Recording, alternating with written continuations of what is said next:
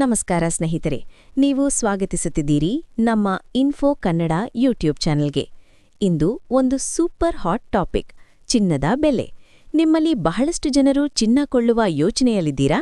ಆದ್ರೆ ಒಂದು ನಿಮಿಷ, ಚಿನ್ನ ಕೊಳ್ಳಬೇಡಿ. ಹೌದು, ಜಗತ್ತಿನ ಖ್ಯಾತ ಗ್ಲೋಬಲ್ ಎಕಾನಮಿಸ್ಟ್ ವಿಲಿಯಂ ಲೀ ಅವರು ದೊಡ್ಡ ವಾರ್ನಿಂಗ್ ಕೊಟ್ಟಿದ್ದಾರೆ. ಯಾಕೆ ಅಂತೀರಾ? ಹಿಸ್ಟ್ರಿ ರಿಪೀಟ್ ಆಗುತ್ತೆ ಅಂತ.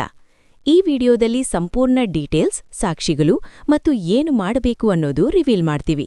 ಮಿಸ್ ಮಾಡಬೇಡಿ. ಅಂತ್ಯದವರೆಗೂ ನೋಡಿ, ಲೈಕ್ ಮಾಡಿ, ಸಬ್ಸ್ಕ್ರೈಬ್ ಮಾಡಿ, ಕಾಮೆಂಟ್ನಲ್ಲಿ ನಿಮ್ಮ ಯೋಚನೆ ಹೇಳಿ. ಆರಂಭಿಸೋಣ. ಸ್ನೇಹಿತರೆ, ಇತ್ತೀಚೆಗೆ ಚಿನ್ನದ ಬೆಲೆ ಆಕಾಶಕ್ಕೇರಿದೆಯಲ್ವಾ? ಜನವರಿ 2025ರಲ್ಲಿ 10 ಗ್ರಾಂ ಚಿನ್ನಕ್ಕೆ ಸುಮಾರು 78,000 ರೂಪಾಯಿ ಇತ್ತು. ಆದರೆ ಇವತ್ತು 2026ರಲ್ಲಿ ಅದು 1,85,000 ರೂಪಾಯಿ ಮೀರಿದೆ.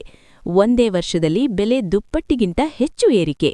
ನೀವು ಯೋಚಿಸ್ತಿರಬಹುದು, ಇನ್ನೂ ಹೆಚ್ಚಾಗಿ ಬಿಡುತ್ತೆ, ಈಗಲೇ ಕೊಂಡುಬಿಡೋಣ. ಆದ್ರೆ ಹೋಲ್ಡ್ ಆನ್. ವಿಲಿಯಂ ಲೀ ಅವರು ಹೇಳ್ತಿದ್ದಾರೆ, ಚಿನ್ನ ತಗೊಳ್ಳಕ್ಕೆ ಹೋಗಬೇಡಿ, ಸದ್ಯಕ್ಕೆ ವೇಟ್ ಮಾಡಿ. ಇದು ನೀರಿನ ಮೇಲಿನ ಗುಳ್ಳೆಯಂತೆ, ಯಾವುದೇ ಕ್ಷಣದಲ್ಲೂ ಒಡೆದು ಹೋಗಬಹುದು. ವಿಲಿಯಂ ಲೀ ಜಗತ್ತಿನ ಟಾಪ್ ಆರ್ಥಿಕ ತಜ್ಞ. ಅವರ ಪ್ರಕಾರ ಈ ಏರಿಕೆ ಸ್ಥಿರವಲ್ಲ, ಇದು ಟೆಂಪರರಿ ಬಬಲ್.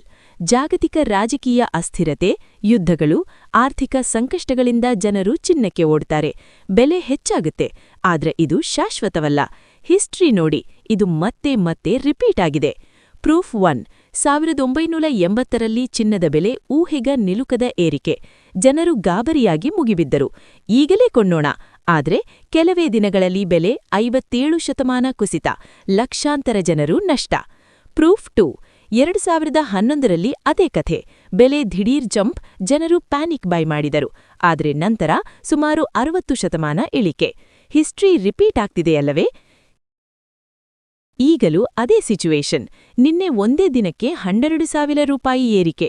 ಆದ್ರೆ ವಿಲಿಯಂ ಲೀ ಹೇಳ್ತಿದ್ದಾರೆ, ಇದು ಅಸ್ಥಿರ, ಯಾವ ಕ್ಷಣದಲ್ಲೂ ಕುಸಿಯಬಹುದು. Don't panic bye. ಸಾಕ್ಷಿ ಸಮೇತ, ಆಧಾರ ಸಮೇತ ಮಾತನಾಡ್ತಿದ್ದಾರೆ. ರಾಜಕೀಯ ಸ್ಥಿರತೆ ಬಂದ್ರೆ ಬೆಲೆ ಕಡಿಮೆಯಾಗತ್ತೆ. ಇದರ ಅರ್ಥ ಚಿನ್ನ ಕೊಳ್ಳಬೇಡಿ ಅಲ್ಲ, ದೀರ್ಘಕಾಲೀನ ಇನ್ವೆಸ್ಟ್ಮೆಂಟ್ಗೆ ಒಳ್ಳೆಯದು. ಆದರೆ ಸದ್ಯ ಗಾಬರಿಯಾಗಿ ಖರೀದಿ ಮಾಡಬೇಡಿ, ಸ್ವಲ್ಪ ಕಾಯಿರಿ. ಹಿಸ್ಟ್ರಿ ಪಾಠ ಕಲಿಸಿದೆ. ಸ್ನೇಹಿತರೆ, ಈ ವಿಡಿಯೋ ಹೇಗನಿಸಿತು? ಚಿನ್ನ ಕೊಳ್ಳುವ ಪ್ಲಾನ್ ಇದ್ದ? ಕಾಮೆಂಟ್ನಲ್ಲಿ ಹೇಳಿ. ಇಂತಹ ಹೆಚ್ಚಿನ ಇನ್ಫೋಗಾಗಿ ಚಾನೆಲ್ ಸಬ್ಸ್ಕ್ರೈಬ್ ಮಾಡಿ, ಬೆಲ್ ಐಕಾನ್ ಪ್ರೆಸ್ ಮಾಡಿ. ನಾಳೆ ಮತ್ತೊಂದು ಇಂಟ್ರೆಸ್ಟಿಂಗ್ ವಿಡಿಯೋದಲ್ಲಿ ಭೇಟಿಯಾಗೋಣ. ಧನ್ಯವಾದಗಳು. ನಮಸ್ಕಾರ.